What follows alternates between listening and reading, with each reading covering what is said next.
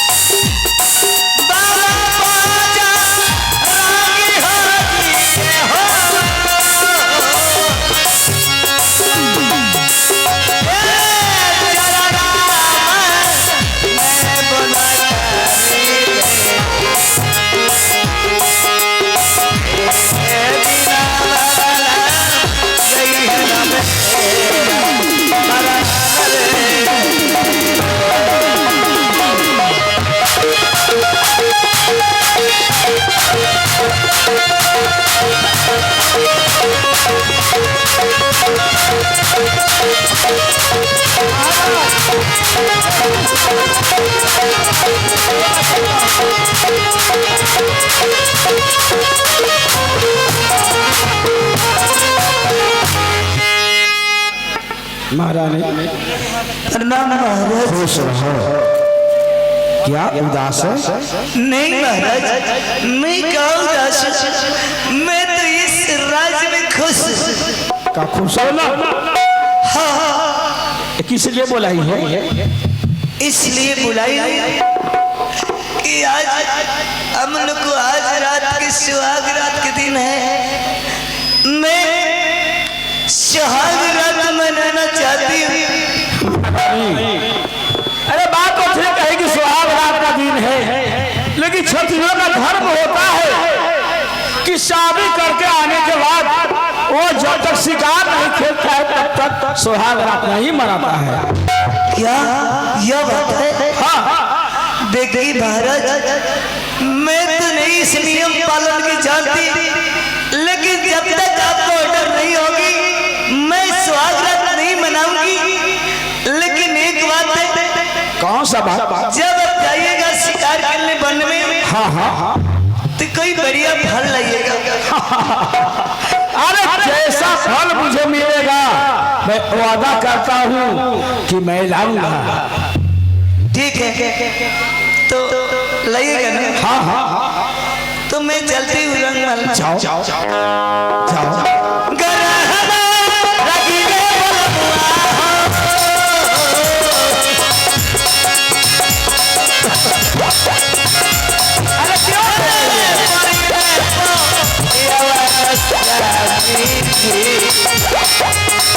अरे क्यों हो रही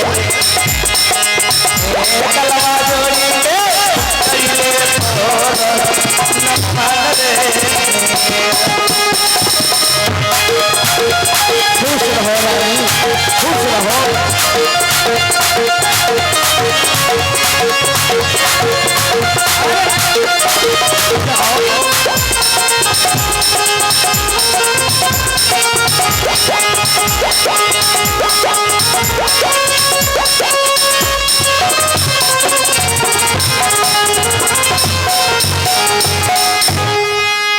और जो शिशु बाबा कहे थे कि शादी करके आइएगा तो अपने बगीचा में जाइएगा।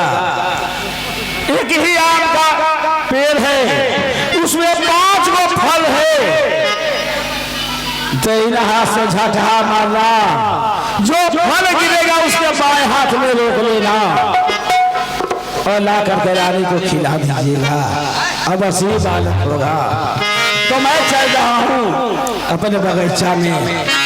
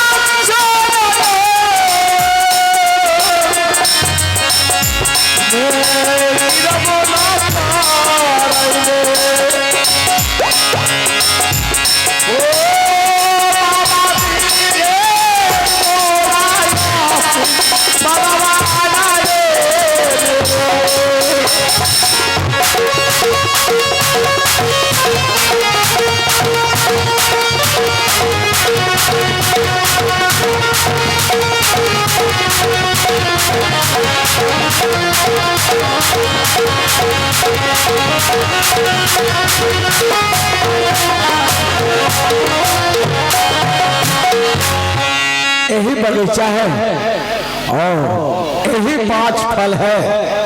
इसी फल में से मैं तोड़ता हूँ, मैं झाझा मारता हूँ।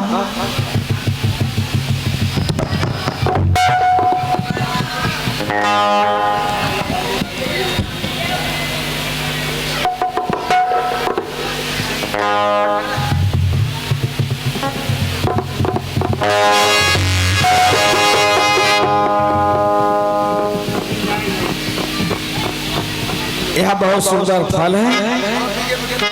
आज इस फल के लेकर जा रहा हूँ। मेरा छोटी रानी खाएगी, उससे जरूर बालक होगा। मैं चाहता हूँ सिपाही तोड़ लिए फल। हाँ, मैं फल तोड़ लिया।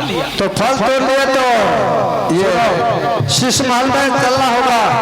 इस फल के लेकर के तुम जाओ। अच्छा, जो सबले बड़ी नारी है कोठिया वाली, हाँ हाँ, उस हाथ में दे देना और कह देना जो सबले छोटी सौतन है उसे खिलाने के लिए। सब बड़ा नहीं, हाँ, जो सबले छोटी रानी है उसे खिलाने के लिए। अच्छा, छोटी रानी को।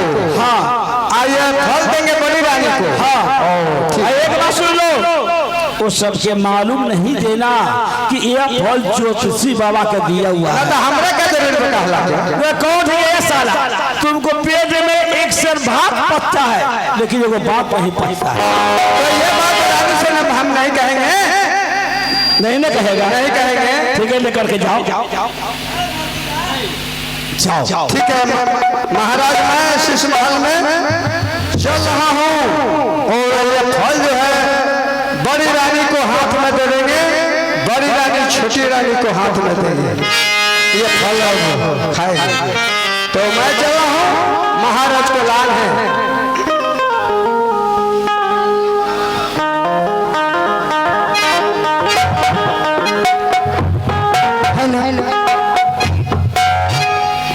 क्या बात है? सलाम महारानी जी। खुश रहो सिपाही, कहो क्या बात है? ये महाराज फल दिए हैं, बोले हैं ले जाओ बड़ी रानी को दे देना। हाँ, और बड़ी रानी छोटी रानी को दे देंगे। ये तो बोले हैं महाराज। ठीक है सिपाही। अरे सिपाही सुनो मेरा बात। सिपाही पहले बात सुनो। महाराज तो गए थे बाग में और दाहिने हाथ झटा चलाए पे हाथे फल के और वो बोले हैं कि जाकर बड़ी मालकिन के हाथ में दे देना कि सातों बराबर हिस्सा में भाग में बांट कर खा लेगी। जो मैंने जो बाबा दिए थे, बाबा दिए, बाबा उनके कहने पर अवश्य बालक होगा। तो हम लोग 6 मिलकर मैंने 7 मिलकर इसे ग्रहण करना है ना। हाँ हाँ, ठीक है। तो तुम जाओ, एक बात मैं बताऊं। महाराज जब महाराज कहीं से भी कुछ भी लाते थे, हाँ, तो हम लोग भी खाती थी। 6 मिलकर भी मैंने हम खाती थी। हाँ हाँ, ऐसे थोड़ा सा खाना लो। अबे बताई रहुआ अपने में गाल गुल करतानी कुछो कोई सामान अगर मेला ठेला में से आए तो तनका में तनका हमरा के खियो रहे। आज काती बात है रहुआ अपने में गुल गाल करतानी, हमरा के ना पूछतानी। मैं कह रही हूँ कि थोड़ा सा तो इसमें तुम खा लो। अपने खाइले कि ना भी ना, हम अभी तो में से बात तू अपना हूँ खाओ, हमरो के खियाओ। ठीक है ठीक है। कैसे? सुनो, महाराज जो फल आए हैं, हाँ, वो शुरुआत के बेटे के देना नहीं है। सौतन, अगर वो फल खा लेगी, हाँ, तो उसे बालक हो जाएगा। हाँ सौतन, महाराज उसे मान दान सब उसी को करेंगे। मान सम्मान उसी को करेंगे। हम लोग के मान सम्मान नहीं देंगे, नहीं देंगे। इसलिए कि शुरुआत के बेटे को, हाँ, थोड़ा भी फील नहीं पड़ना चाहिए। हाँ, महाराज बाग से फल लाए थे, हाँ, सौतन, इसलिए कि ताकि हम लोग खाऊंगी, हम लोग के संतान होगा। हाँ, 6 सौतन जो मैं तो एक साथ रहा, सब 6 बालक होगा, हम लोग आनंद से जिएंगे का पैसा नहीं इलो।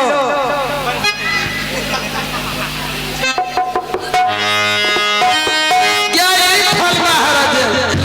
हाँ सतन, वही महाराज लाए हैं। अच्छा ठीक है, एक काम करना सौतन, कहीं सतन। छल बाल दुनिया चल, एक काम करो ना, ये फल ये आप 670 बाप के खा लो।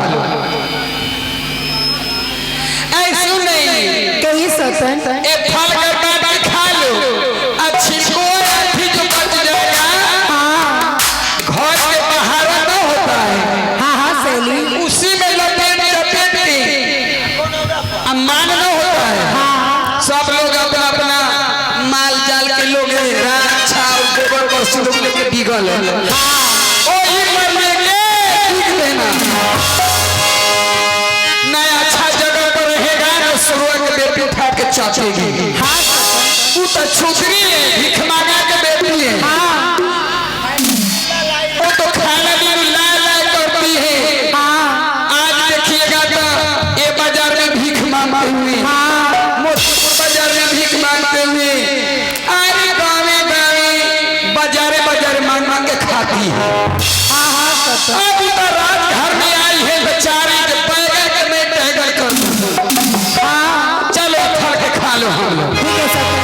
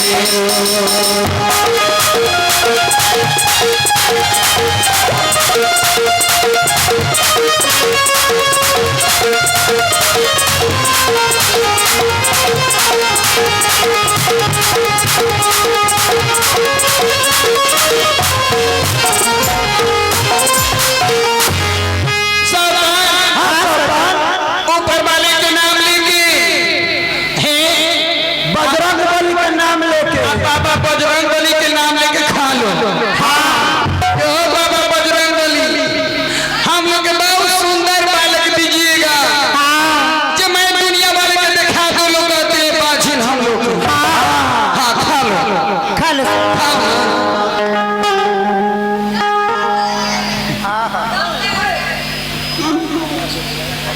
फलहार कह लो।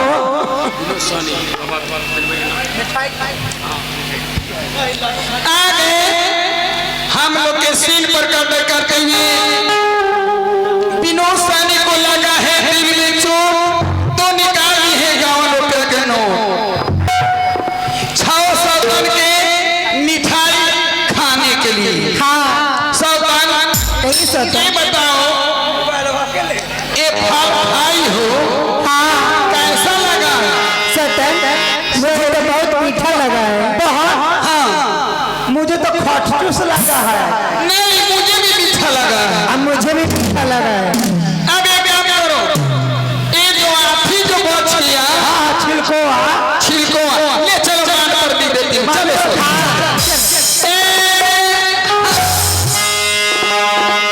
चलो चलो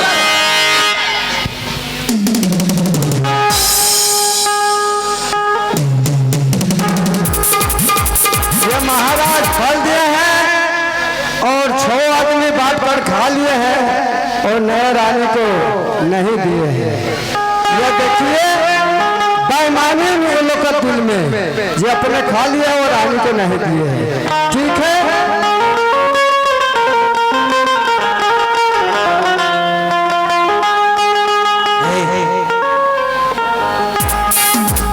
देखा जाने की महाराज शिकार खेल के अभी लौटन है कि ना लौटन ना ऐसे ही सलाम अलैकुम। खुश रहा। ये बतावा कि महाराज शिकार खेल के आइलन कि ना? हाँ शिकार खेल के चले ना। का चले? हाँ ता कुछ दिला ना? कुछ डलन है कि बगीचे शिकार खेले के रलन है तो वहाँ से फल लेलन है। बड़ी रानी के हाथ में फल भेटल है और वो फल में से रवा भेटल है। अरे सिना बहुत ज्यादा बोला। तो बोली भैया। अरे चाहे केहू के हाथ में मिल गए अपनी 7 सौतन बनी। हाँ अपनी 7 बहनी आपस में बैठ के खा ले। हाँ हाँ चलिए। क्या दिक्कत है? कोई दिक्कत नहीं चलिए। ताऊ फल का बता और फल दा कहने रख बात तो समझाने बदे में तो फल फल में बाहर बना गए फल दे में हो। अरे लेके दिले हुए तो का के रख ले हो ना। हम ना नुका के रख ले बारी। फल पैके रानी के हाथ में भेटल है और फल में से 6 रानी खा लेली ना आ खा के 8 या छिलकुआ मान पर बिक देली ना। ये तो हम देख ले। कई बात हाँ लेकिन तुम क्या की काला ना कि छोटी रानी भाई अभी हाँ तो थोड़ा रोल रहे दे चाहिए। तो वे नुका बारी में उनका बेईमानी बा। अगर बेईमानी रहे तो अपने के फेटे फीसा तो 6 लोग खा ले रखा अपने के ना ये आटे खिलकुआ गोनौरा पर बिगल बा। चल के देखिए। हाँ चला आपका आठी छिलका दिखाओ। हाँ चल।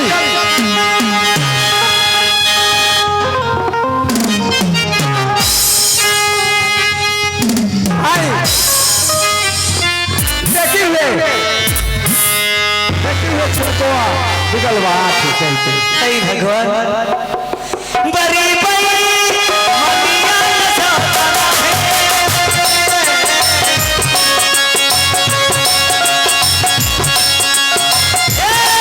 छोटा की मियां से रही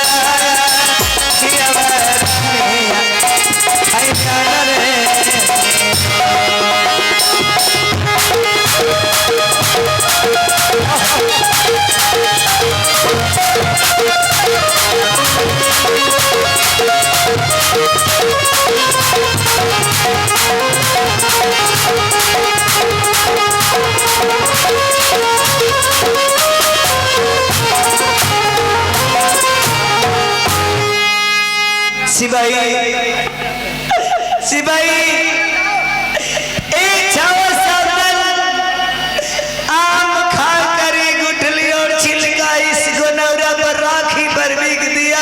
हाँ लेकिन नहीं सोची कि मेरी छोटी सौदल को क्या होगा।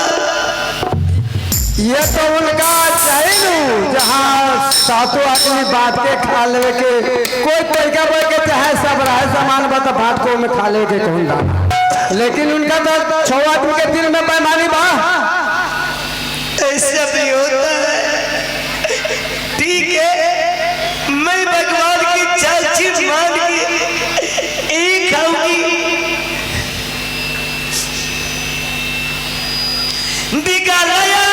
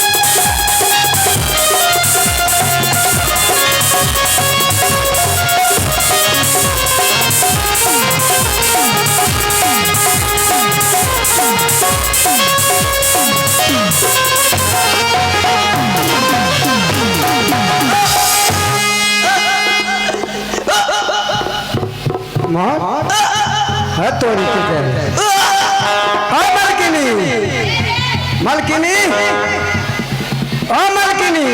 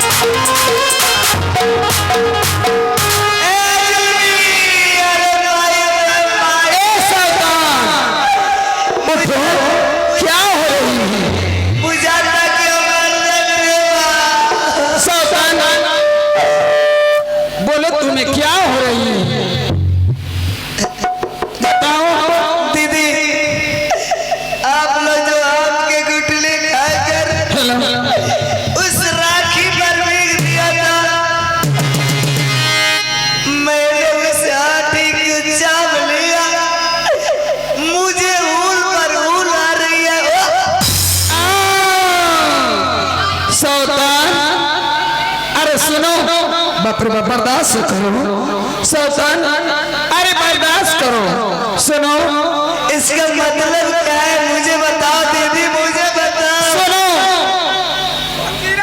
अरे इसका मतलब है ये सौतन जब तुम जो आठी जो खाई है ना तुमको पेट में बच्चा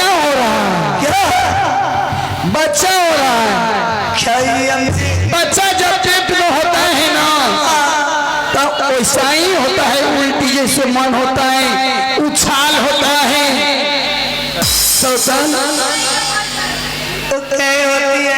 हाँ, कहीं भी होता है।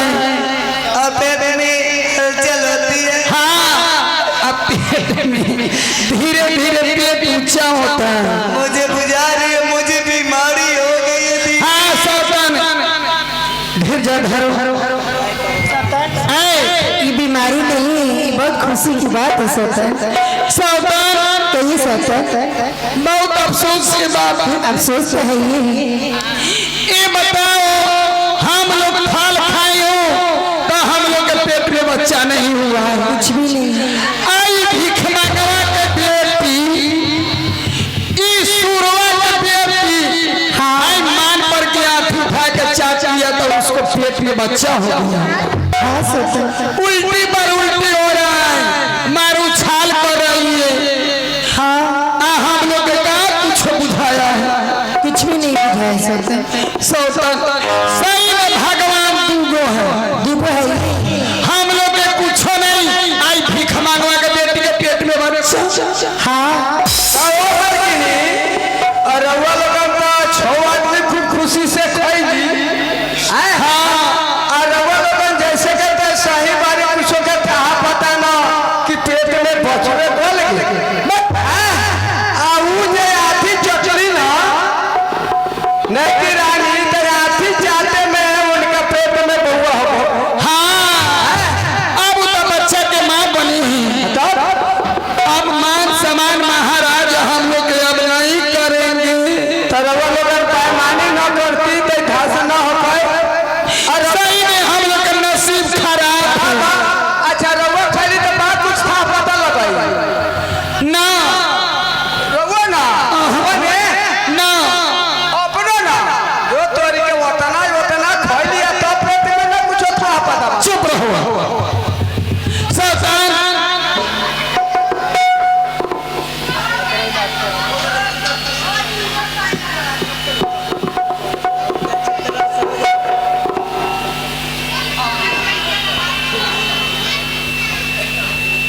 मालकिनी कारे लुचुआ और इतना कोयली धैली खैली लेकिन गिरगिटों के बच्चे रउआ लोगन के जैसे ना का बच्चा हम लोग के नहीं होगा।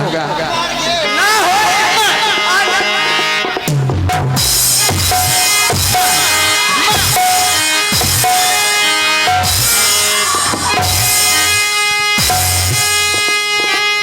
पैमाने के खैली ना नो हो कहियो ना।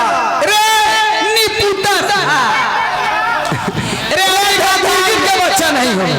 चूल्हे में जोड़ दो। रे दादा ये नहीं आता। तो रास्ते रहो लत मरने का पेट में। चला तो रास्ते रहो।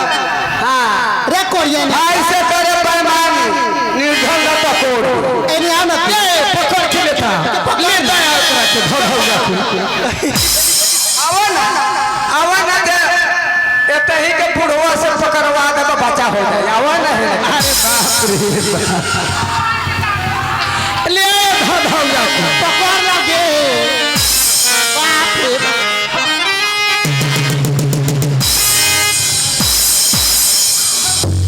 हाय ला।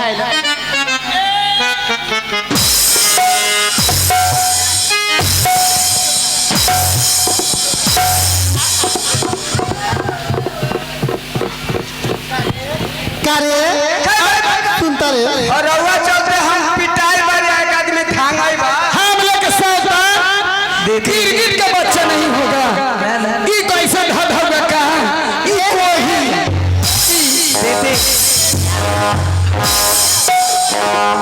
अगर भगवान भोले शंकर बजरंग बली की दया हुई तो तनिया के हुई ई बात काहे सोचता रे? अपने मन में मत सोचा ये कैसे सिपाही का है? कि सौतन के बेटा वही तार बेटा बा हमार नहीं के। ठीक है सौतन, ऐसा ही बच्चा होता है। ठीक बा दीदी तनी जा हमके जरूरी परी देते की जरूर बुला ले। ठीक है ठीक जा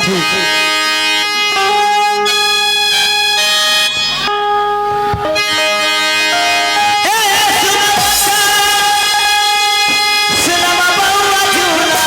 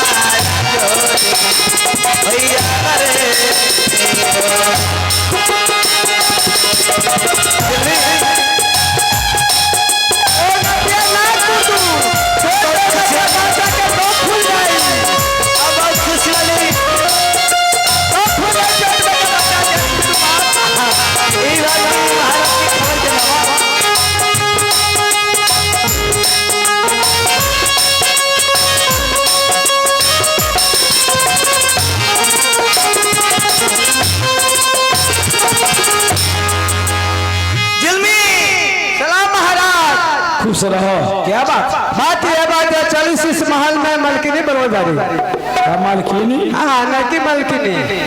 क्या कोई बात? अब बात उनका दिल के हाल हम कैसे कहूँ ना यार अपने शादी करके आयल बारी क्या बात बा ना बात बता रहा समझा। ओ ठीक है चल अपना दिल के हाल रोने से कहेंगे वो अपना दिल के हाल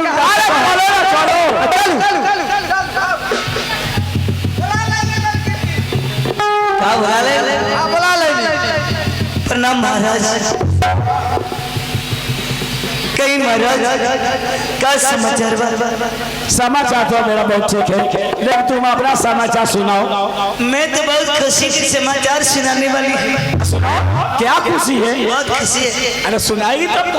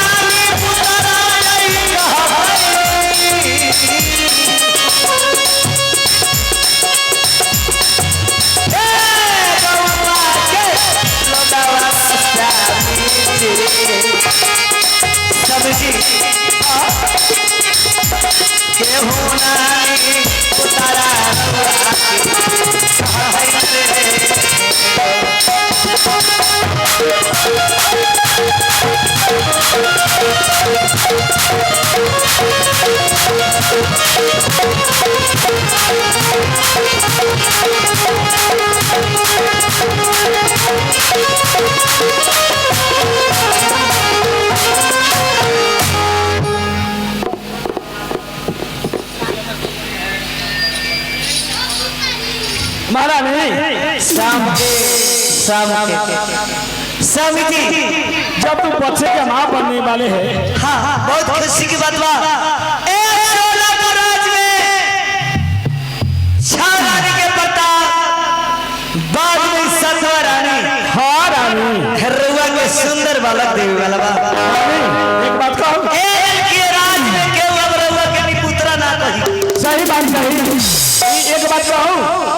कहिए महाराज। जब तुम बच्चे के माँ बनने वाली तो तुम मुझे हुक्म दो कि मैं जंगल में जाऊं एक हरिण को पकड़ के लिए आऊं। क्या?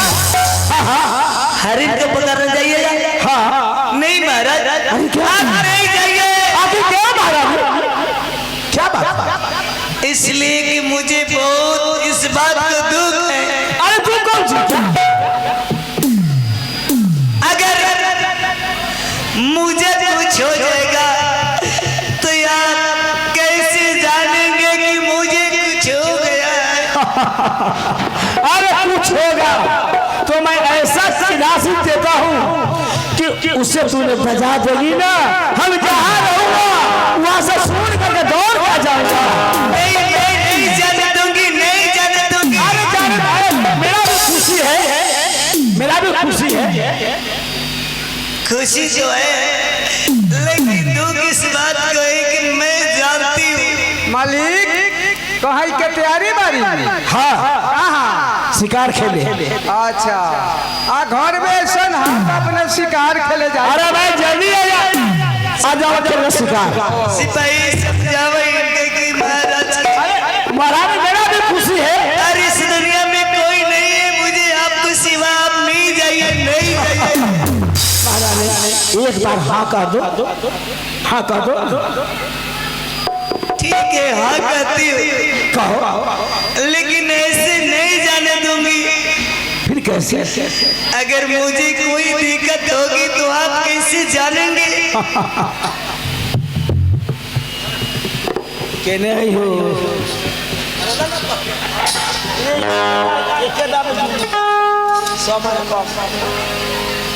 महारानी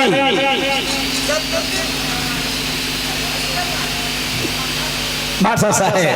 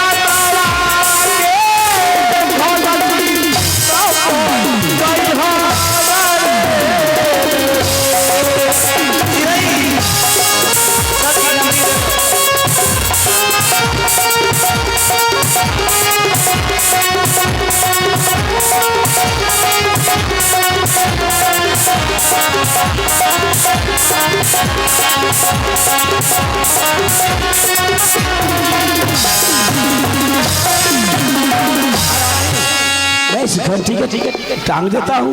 हमारा अगर कोई ऐसा अगर हमसे वक्त आएगा इसे बजा देगा ना मैं दौड़ कर चला आऊंगा। क्या मैं सच घंटी बजाऊंगी? तब यहाँ हम रंग महल पहुंच जाइएगा। हाँ ठीक है, तो टांग दीजिए। इसे टांगो। प्रणाम महाराज। खुश रहो रानी। मैं चाहता हूँ सिपाही बोला लाओ मलकिनी। महाराज तो सच की घंटी टांग के चले गए, लेकिन इसको परवान मिलाना जरूरी है। क्यों नहीं महारानी जी, ये सच के घंटी में खूबी क्या है नहीं है तो महाराज जो बोले हैं तो इसको चेक करिए। ठीक है बजाइए। चला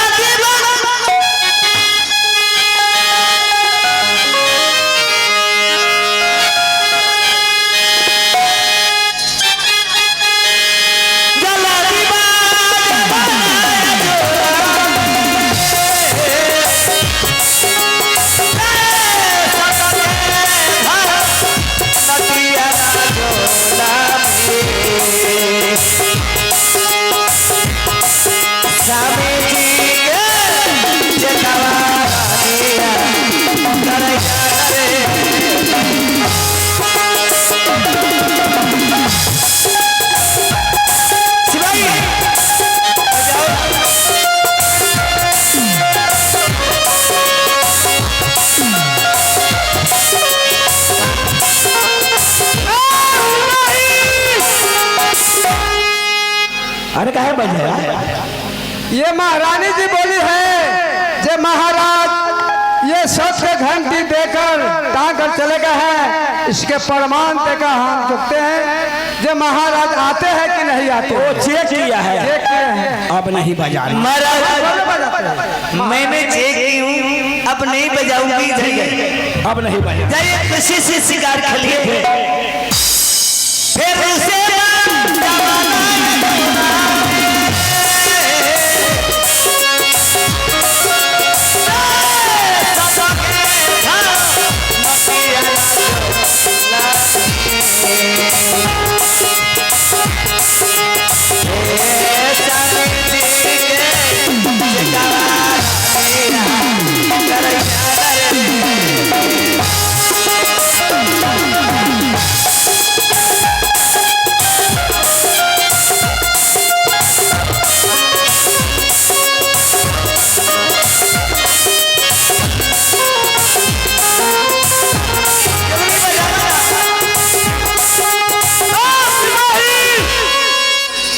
अरे कहे बजाया?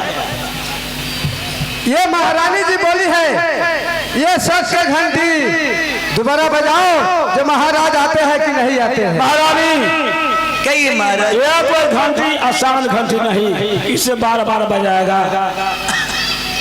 अब नहीं बजाऊंगी। अब जब वक्त आएगा तब इसे बजाना। खुशी से शिकार खेलिए, अब नहीं बजाऊंगी। ठीक है मैं जा रहा हूँ। सिपाही बोला जाओ। महाराज तो चले गए, 2 बार चेक कर ले।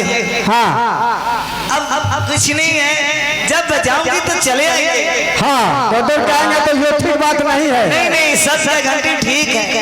हाँ चेक किया।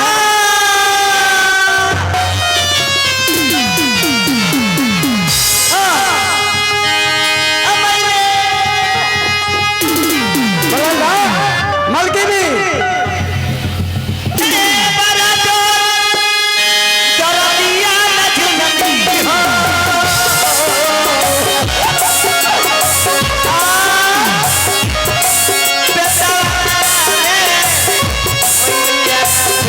Yeah.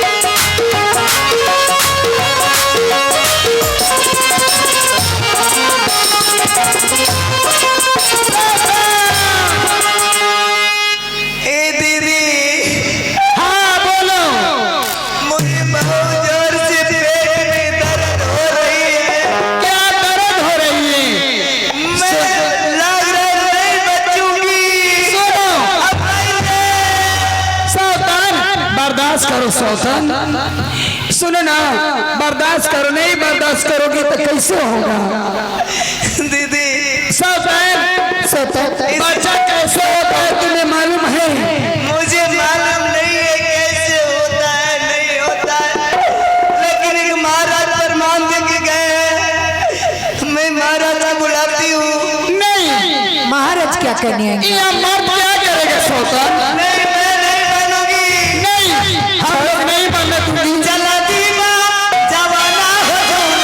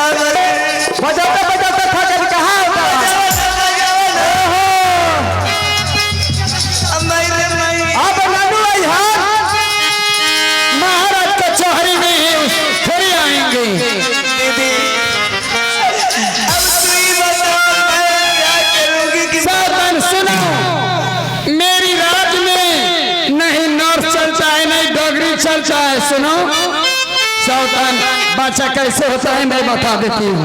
ओ बड़की बड़की टाइम पूरा हो गया बा। हाँ, तू चल ले जाओ, एकदम टाइम ठीक है। टाइम फिक्स बात है, टिकट बात ऐसे कर ले जा। रे पूछवा, सुनो ले जाओ, पानी को में जरूरी न पड़ी, अन्न के के जरूरी पड़ी। हाँ, लाल मोहन के बतावो दे तो तोरो लड़का चलाई अपने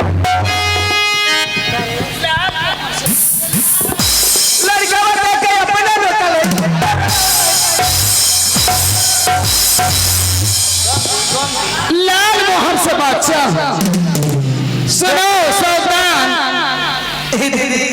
सुनो एक काम करो, कोठी के गोला में गोल कर दो, आ चूल्ही के मुंह में मुड़ कर दो बच्चा, वैसा ही हो जाएगा सौतन। क्या ऐसे होते हैं? हाँ वैसा ही होते हैं सौतन। क्या कोठी में गोर करने से और चूल्ही में मोड़ करने से बच्चा होती है? हाँ, मैं तो नहीं जानती दीदी। आज जानू गई। आज दीदी मैं तेरा से बेचैन हूँ। वैसा ही बच्चा होती है सौतन। सुतो, मुझे किसी तरह उबार लो दीदी। नहीं नहीं बच्चा हो जाएगा, बैठो, बर्दाश्त करो। हे दर्द के मर जा बदीनिया,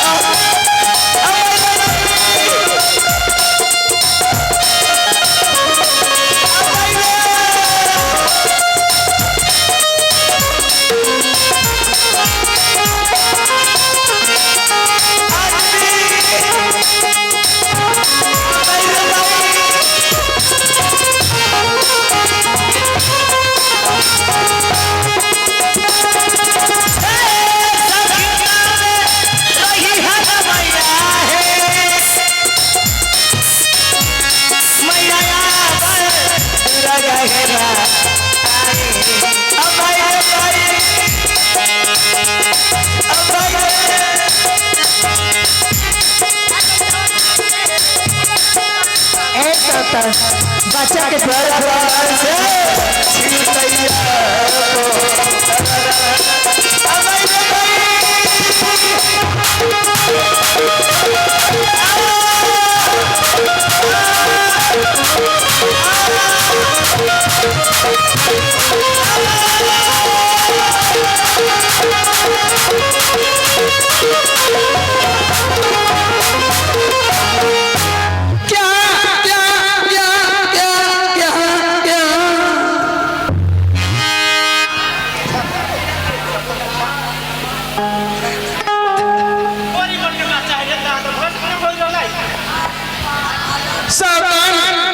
अरे सौदा के संभाल के रखो।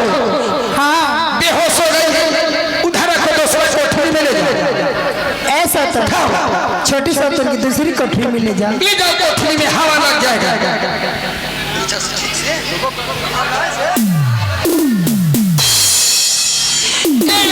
कोठरी में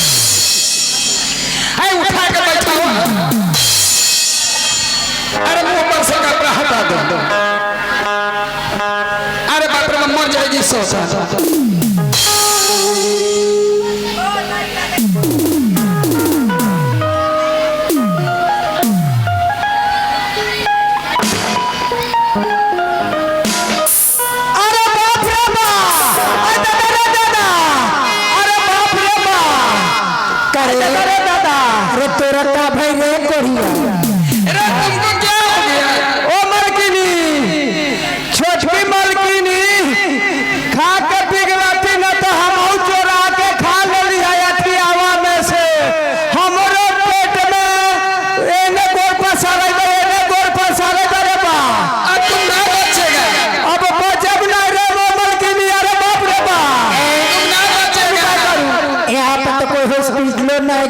ऑपरेशन करवा के निकलवा दूं, तू अब मर जाएगा, नहीं बचेगा। अरे बाप रे बाप, अब जिंदा हम ना रहो। नहीं जिंदा बचेगा। अब तुम ना बचेगा यार। अरे बाप रे बाप, मुजफ्फरपुर लगे चिरवा न दिया। यहाँ से बहुत दूर है, खोलवा के जाते जाते कहीं आधे रास्ते में प्राण छूट जाएगा। तो प्राण छूट जाए। हाँ तो ऐसे हम करब, यही जन काशी आवल। हाँ 50 रुपये बोतल कहल। अच्छा, और 2 बोतल 3 बोतल पी ले। हाँ 150 रुपया बनी। हाँ पैसा मांगी, खूब निशा लगे, पैसा मांगी, झगड़ा झुगड़ी करो, मारा पीटी करो, तो वही जब लेना आ जाए। बड़ी पैसा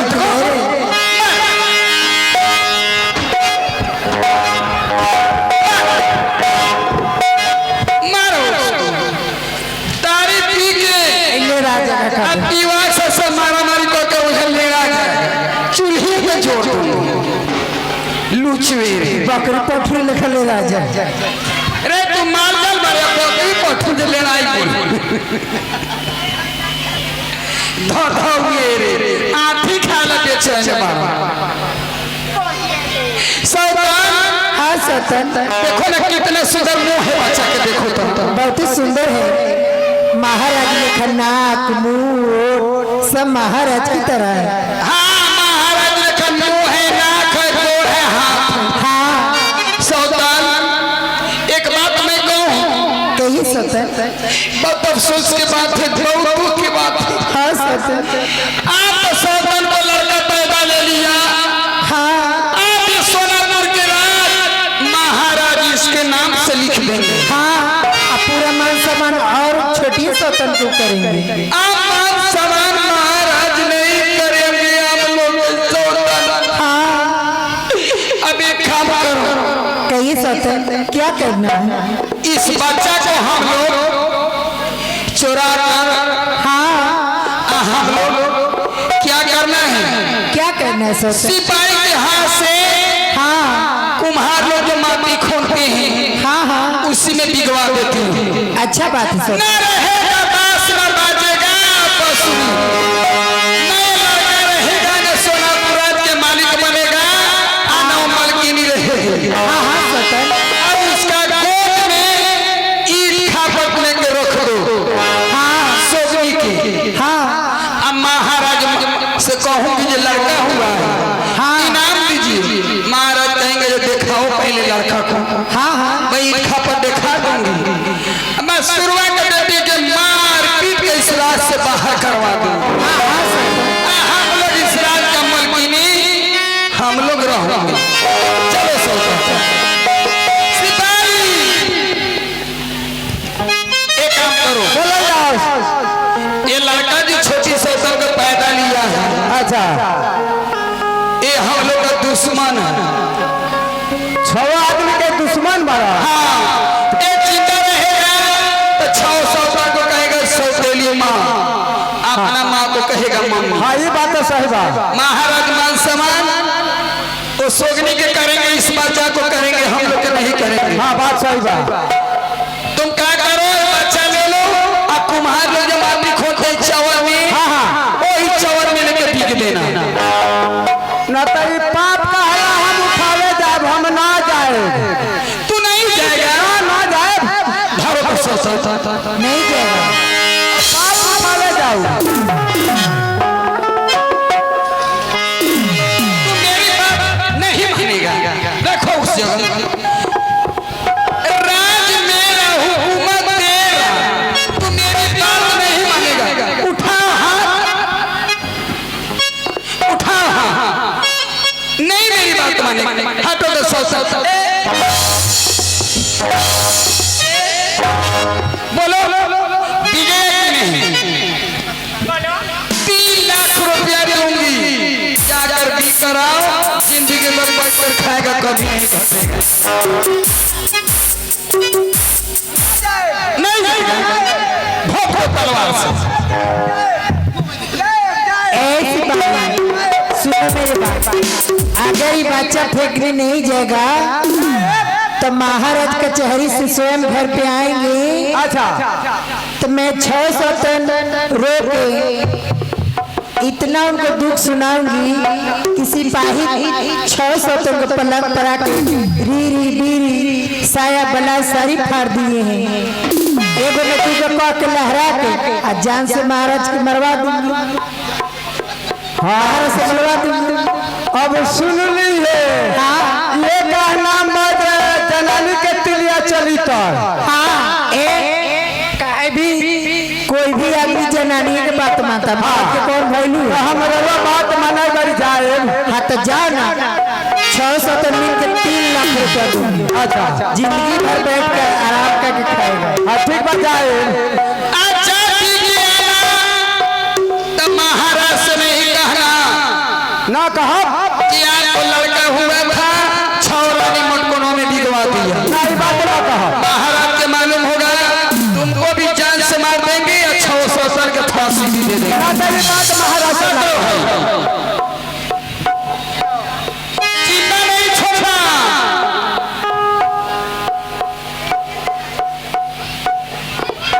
चलो